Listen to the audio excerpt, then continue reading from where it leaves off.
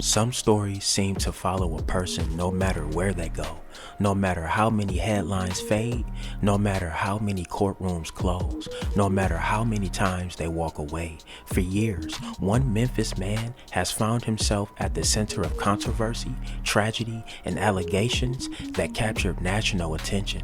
His name is Hernandez Govan. And while many people know his name because of one of the most infamous murder cases in modern Memphis history, that case is only part of the story, because behind the headlines is a chain of events that raises unsettling questions. Questions about loss, questions about fate, and questions about whether the spotlight ever truly leaves certain people. As one chapter appeared to come to an end, another one was already beginning, and just days ago, a new incident thrust Hernandez Govan right back into the public eye. But to understand how we got here, we have to go back. By late 2022, Hernandez Govan had become one of the most talked about names in Memphis. His name was suddenly appearing everywhere. Television reports, newspaper headlines, social media debates. People across the country were hearing about him for the first time. Prosecutors alleged that Govan played a critical role in the murder of Memphis rapper Young Dolph.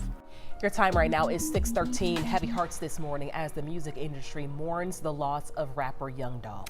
Adolph Thornton Jr. was gunned down outside of a cookie shop in his hometown of Memphis. It happened less than 24 hours ago, and this is just one of the stories we're tracking for you in the latest. Cheryl and I have been talking about this story during the breaks, just about how influential our Atlanta rappers are.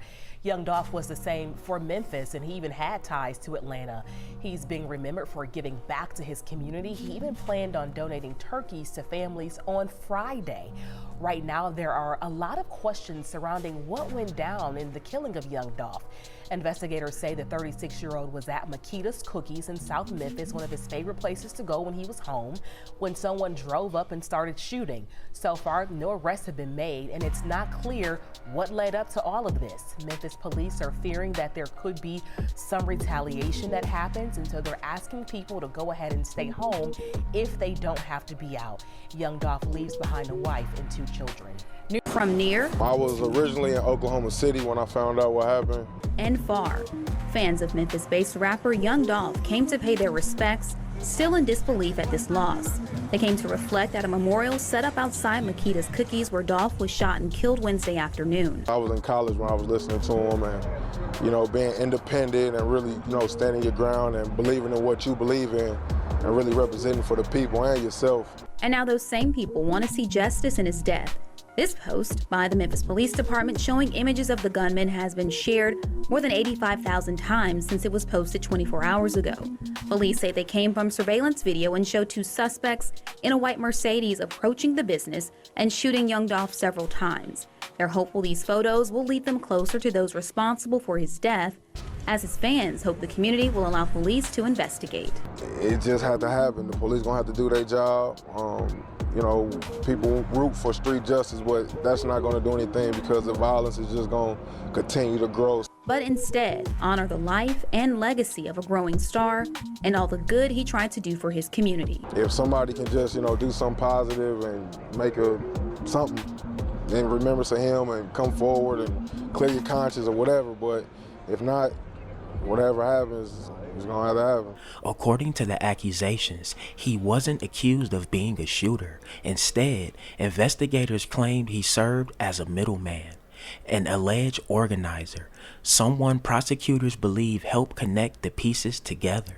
The allegations were explosive, and the case immediately became one of the most closely watched criminal proceedings in Tennessee. For years, speculation surrounded the investigation.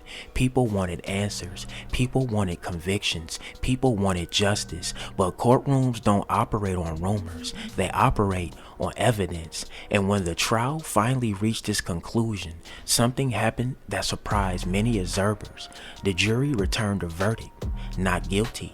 Continuing that breaking news in Young Dolph's case, Govan, one of the prime suspects in the rapper's death, is now out of jail on a $90,000 bond. Our Jarita Patterson was in court today and learned that new bond is based partially on new details of his possible role in the crime. District Attorney Steve Mulroy tells WREG young Dolph's family agreed to the bond setting. Govan is the man the DA first said solicited the killing of rapper Young Dolph in 2021. Now the DA says investigators have learned more information in his case. We've come into some information about Mr. Govan's role and medical conditions that make us think that this is the best resolution in order to get justice for the case. So at the end of the day, the court cited safety and medical concerns as two of the reasons for the bond. That case is set to continue July 13th. On charge after charge, Govan was acquitted. After only a few hours of deliberation, jurors cleared him of first-degree murder and conspiracy allegations. Meanwhile, other defendants in the case were convicted. For Govan, it appeared to be a dramatic legal victory.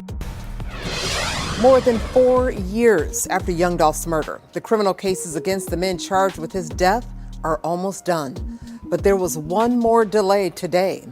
Good evening, everyone, and thank you so much for joining us tonight. I'm Darcy Thomas. The third and final defendant charged in the Memphis rapper's death was expected to plead guilty today. Instead, his case was pushed back for 6 more weeks as both sides are trying to iron out details. Fox 13's investigative reporter Kayla Solomon joins us live tonight. Kayla, the DA's office gave a hint as to what still needs to be sorted out. Yeah, Darcy, the district attorney's office clarified that there is a guilty plea that's been agreed on, but they're still trying to iron out details with the Tennessee Department of Corrections on Cornelius Smith's housing. That's the last thing that needs to be signed off on. Now, Cornelius Smith, along with Justin Johnson, were both charged with the physical November 2021 shooting of Dolph outside of Makita's Cookies in South Memphis. And Smith testified against the other shooter, Justin Johnson, who was then convicted of murder. Govan was accused of masterminding the murder, but a jury acquitted him last summer. Today, Deputy District Attorney Paul Hagerman and Smith's attorney, Michael Scholl, told us they're ready for this chapter to be closed. He's ready to be done with the matter and move on with his life, but we want to make sure everything's done correctly and appropriately, so he's fine with whatever time we need to do to iron out what we need to iron out. The first trial, they got a little bit of closure too with regard to Mr. Johnson. Second trial with Mr. Govan was hard for them, to accept the result, but it is what the jury did. This has been a long process to try to hold these people responsible. Now that new court date for Cornelius Smith is scheduled for March 30th. That is when we hope to see the end of the Young Dolph murder saga play out. Darcy. It's been many years in this process. That is Fox 13's Kayla Solomon live downtown Memphis today. Thank you so much, Kayla. Now, another man connected to this case is still on the run tonight. We're talking about Shondell Barnett. He was arrested in Indiana back in January, along with the murder suspect, Justin Johnson. Barnett was charged with being an accessory after the fact. Johnson was extradited from Indiana back to Shelby County, but Barnett was released. Still don't know why.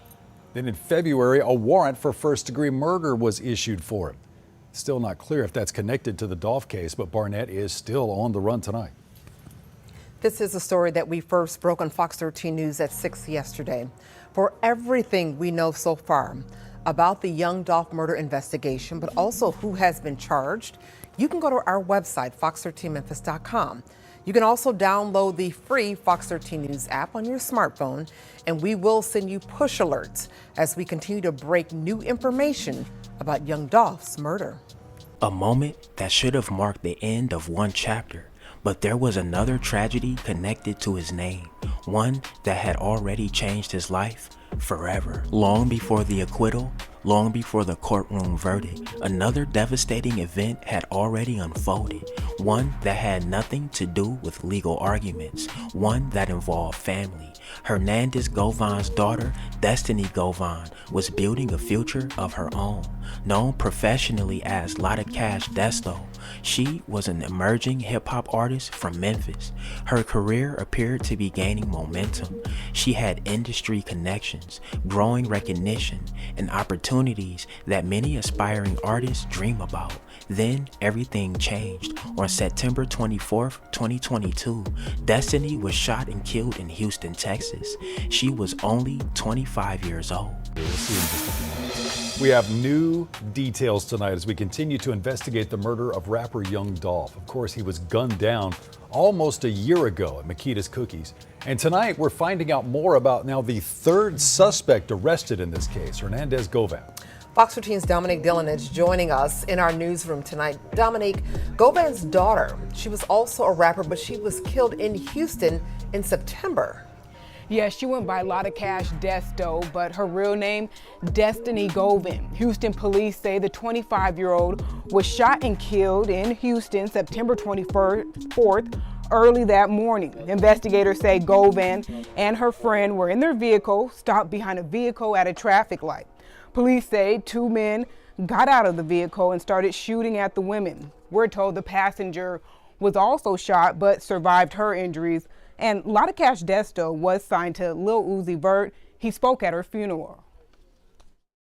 I had gotten some trouble and they put me away, and I had to go to a program and all that. I had to go to a rehab program, all that. She called me every day, like every day. Even if she called to argue with me, she called me every day though, and that's what counted. Christian Williams was charged with her murder. About a month after the murder, Hernandez Govan posted on Facebook, "I think I cursed you, Destiny, with my lifestyle. I apologize, baby." As we reported earlier, Govan has dozens of criminal charges in his past, ranging from drug possession to aggravated assault. The news sent shockwaves through people who knew her. Friends mourned, fans mourned, family mourned, but one reaction stood out. Shortly after her death, Hernandez Govan posted emotional public messages filled with grief, regret, and self-reflection. At one point, he expressed fear that choices from his own past may have somehow brought pain upon his daughter. It was the kind of statement that left many people talking, because regardless of what people believed about him, the loss was undeniable. A father had lost his daughter, and the tragedy unfolded just weeks before another storm would arrive. Well, both Johnson and Smith get arrested. They plead not guilty to first-degree murder. But then on September 2022, your daughter, Lotta Cash Desto, gets killed in Houston. Correct. Real name Destiny Govan. Yes, sir. Yes, sir. That was just an absolute tragedy. I mean, as a father myself with a daughter, I can't even imagine that. Yeah. It was rough, you know. I actually seen Crunchy come on your platform and talk about it. Yeah. Shout out to Crunchy. It's an old friend of mine. And but yeah, I'm glad you brought that up, because there's a lot of false, I guess, reports out there saying that my daughter was killed because something related to this case. Right. And that's just the furthest thing from the truth. Was, you know, if that was the case, I wouldn't be sitting here. I'll just say that.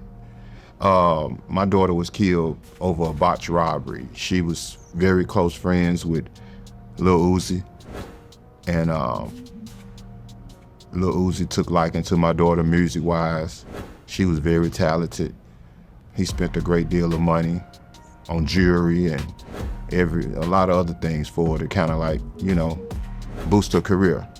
And she just so happened to go to a club one night with her girlfriend in Houston. And I mean, I actually have the reports, the affidavits from the guys that, you know, that actually killed my daughter, and they told everything. Yeah, it was two guys. It was Jeremiah Smith, 19, and Christian Isaiah Williams, 24. Both charged with murder. Yeah, and it was actually 4 more other people charged as well, because it was like they seen her in the club, they knew who she was, because she's very popular on social media, and they said they knew her jewelry was real because, you know, she hung out with Uzi every day, all day, and they just decided to follow her in the club, stalk her, and robbed her when she left. Some little kids, and it had nothing to do with the situation that I was involved in. Yeah, didn't you make a Facebook post after she passed away and you apologized, saying that your lifestyle may have cursed her? Yeah, so I'm glad you brought that up. You know, my reason for saying that is because, you know, my daughter's, her mother's side of the family, they good people. You know, church-going folk, you know, and you know, it's like everything that she was doing, you know, it was like she basically got it from me, you know, the hip-hop, you know, just the swag, you know, all of that, you know, and it was like she was almost wanting to imitate my lifestyle growing up. So that was my reason for the apology. It wasn't that I was apologizing for me being the reason that she was killed or anything like that. It was just, you know, by her wanting to, I guess, be like her dad. Years passed. Court proceedings continued. Public attention shifted. But Hernandez Govan's name never completely disappeared, even after the acquittal, even after one of the largest legal battles connected to his name came to an end. New allegations would eventually emerge, and once again, law enforcement became involved. New at 4, the man who was acquitted last year in the high-profile murder case of Memphis rapper Young Dolph is now facing new charges. Hernandez Govan is charged in connection to allegations he threatened an ex-girlfriend last week. WREG Streeter Patterson with what happened in court and what's next. Donning a red gel uniform, something you often see with those considered high profile, was Hernandez Govan Friday. 3 members with the Shelby County Detention Response Team, also known as DRT, a specially trained tactical unit, escorted the 46-year-old into court. I'm advising your charges, Mr. Govan. It is here where he faced Judge Greg Gilbert, who informed him of what he's now facing following his arrest the day before. You are charged with harassment and stalking. Each of those offenses is dangerous community. What landed Govan in custody reportedly happened last week. Your news leaders were able to get a copy of the police report filed after Govan's ex-girlfriend called for help. The report summarizes what she alleged happened, causing her to, quote, fear for her safety and the safety of her child. His former girlfriend told police Govan made phone calls and texts threatening to post to social media explicit videos. It's also alleged he threatened to have someone shoot up her home. After officers and National Guard members reportedly checked the area, it's alleged Govan sent yet another message saying, quote, the National Guard can't save you. They can't be there forever. Well, Friday's arraignment did not take forever. In fact, it was over within a matter of minutes. But things are far from resolved as final directives were given. You will be ordered to stay away from the alleged victim. This was followed by the judge informing the accused bond was set at $4,000. Govan left the same way he came, flanked by extra security, headed back to lockup. Govan telling the court he could pay that $4,000 bond. The judge has since ordered him back to court Monday. We'll keep you updated on what happens next. In June of 2026, Memphis police arrested Govan in connection with an entirely separate matter. This time, the allegations had nothing to do with the case that had him nationally known. Authorities accused him of harassment and stalking involving an ex-girlfriend. According to investigators, threats had allegedly been made. The accusations quickly generated another wave of headlines, another round of public scrutiny, another chapter in the story that seemed determined to continue. Soon afterward, Govan was released from custody on bond. But there was a catch. Strict conditions accompanied that release. Conditions that will place him under even greater scrutiny moving forward. And then, almost immediately, something happened. Hernandez Govan, who was acquitted last year in the case connected to the death of Memphis rapper Young Dolph, is out on a $4,000 bond after being arrested on new stalking and harassment charges. Court records show a woman accused Govan of sending threatening calls and messages earlier this month that left her fearing for her safety. As part of his bond conditions, Govan cannot contact the alleged victim, use firearms, or communicate through social media. Govan is due back in court Monday. Just one day. That's all it took. One day after posting bond, one day after leaving custody, a video began spreading online. At first, many people weren't even sure what they were looking at. The footage moved quickly across social media, shared, reposted, discussed, debated. Then people started recognizing a familiar face. The man at the center of the confrontation appeared to be Hernandez Govan.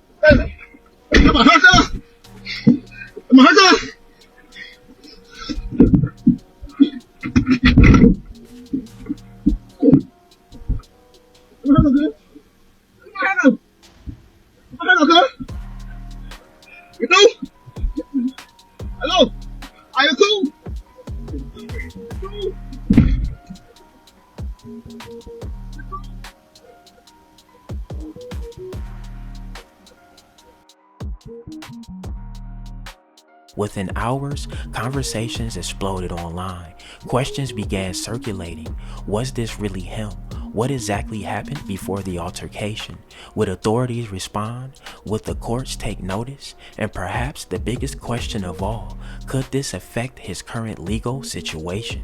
Because when bond conditions are imposed, every action matters. Every public incident attracts attention.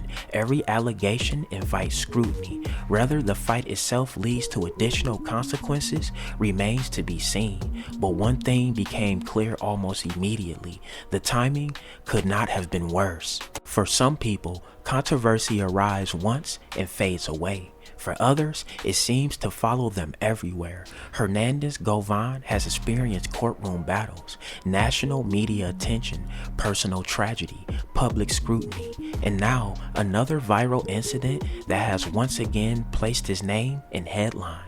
What happens next remains uncertain. Will this latest controversy fade as quickly as it appeared?